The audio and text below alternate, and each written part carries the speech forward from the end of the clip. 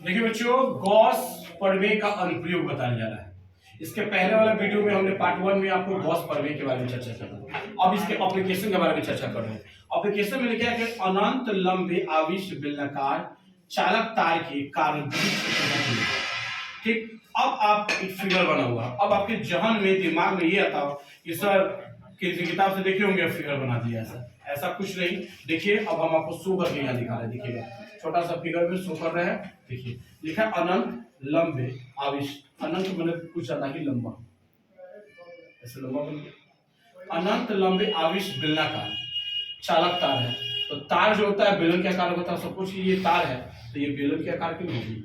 अब तब देखिए विद्युत क्षेत्र है, जब इसमें विद्युत धारा प्रवाहित कीजिएगा तो सब कुछ इसमें कुछ ना कुछ मान लीजिए कि विद्युत क्षेत्र यहाँ तक काम कर रहा है। कहाँ तक काम कर रहा है? यहाँ तक करेगा ही। जब इसके अंदर विद्युत धारा प्रवाहित कीजिएगा तो विद्युत क्षेत्र होगा।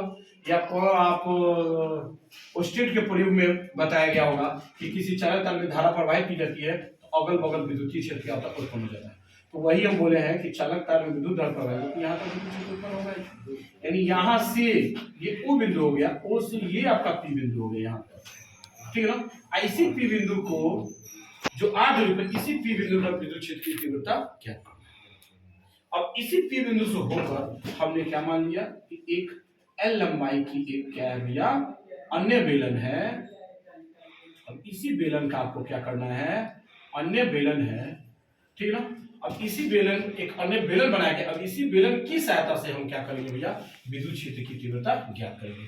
यही फिगर यहाँ बना हुआ है, यही फिगर यहाँ तक बना हुआ है। इसी फिगर को हम इस रूप दिए, तो थोड़ा ध्यान दीजिएगा इस फिगर में। देखिए ये फिगर हो गया। अब चित्र में ए बी एक, देखिए यहाँ चित्र है, चित्र में ए बी एक आविष्ट बेलनाकार चालक है।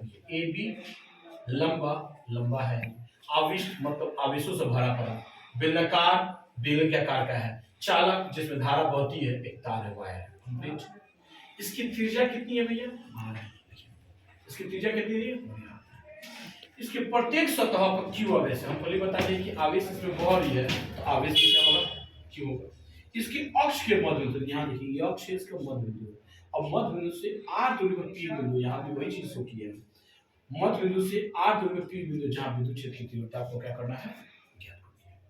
अब हम क्या किए, इस पी बिंदु से होकर एल लंबाई के एक अन्य बेलन सीधी खींच लिया है। अब पी बिंदु से होकर एल लंबाई के एक अन्य बेलन सीधी खींचे, यहाँ लिखा हुआ है जिसका तल क्या है? समविभव। समविभव तल का मतलब होता है कि किसी भी बिंदु पर आप क्या कीजिएगा? तीव्रता ज्ञात कीजिएगा, सबका मान क्या होगा?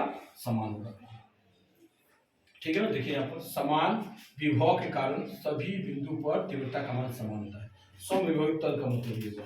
अब हम क्या किए आगे यहाँ पर बोले ना इस फिगर के सहायता से मान करें तो सीधी तल पर कुल विद्युतीय फ्लक्स, तो सीधी तल पर कुल विद्युतीय फ्लक्स, तो फ्लक्स का सूत्र हम लिखे थे इसके पहले वाला 10 पर में तीव्रता गुना क्षेत्रफल होता है। और किसका क्षेत्रफल? सीधी का क्षेत्रफल। तो यहाँ देखिए ध्यान से आप तीव्रता का ई और क्षेत्रफल का मान कितना है भैया? 2 पाई आर एच होता है बेलन का। बेलन का सूत्र क्या होता है? 2 पाई आर एच।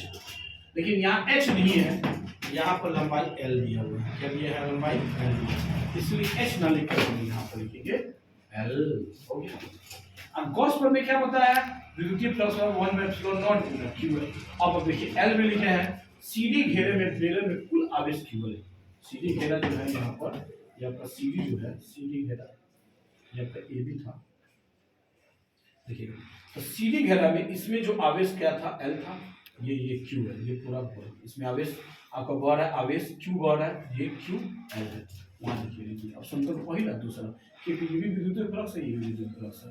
तो इसका मान जो था यहाँ रख दिया, इसका मान यहाँ रख दिया। एल से एल को हमने क्या किया? एल से एल को हमने जो इधर का बचा था ये बताओ, बस ये क्यू ऊपर आ गया। यही पी बिंदु की तीव्रता का व्यंजक है, जो ये पी बिंदु है इसी की तीव्रता का व्यंजक है। अब नोट में लिखे हैं, मान लीजिए कि विद्युत धारा जो इसमें बह रही है तो ज्यादा प्रभावशाली नहीं है। तो जब प्रभावशाली रहती है यहाँ तो होगा नहीं, तो हो सकता है यही तक आकर मुझे इसे समझेगा।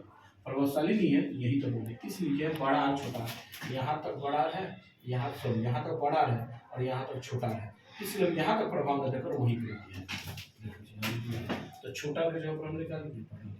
और आवेश का इस फॉर्मूला के आधार पर उसका मान यहाँ पुट कर दिया है, 2 पाई आर कट गया है, पाई बटा एप्सिलॉन हो गया तीव्रता का मान।